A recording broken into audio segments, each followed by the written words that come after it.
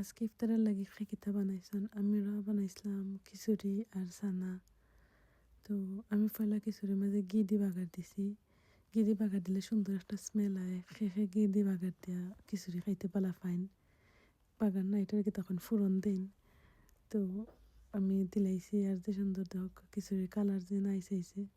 অবশ্য আমি খিচুড়ি বালা পাই না, আমার হাজব্যান্ডের লাগে বানাইছি।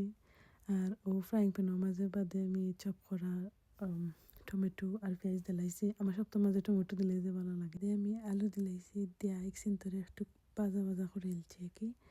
খইরা বাদে আমরা রেগুলার যেটা মশলা ইউজ করি লাইক হলুদ মরিচ জিরার গুঁড়া অথা ধনিয়ার গুঁড়া অথা দিলাইছি। দিয়া ভালো করে একটু ভাজি লিছি।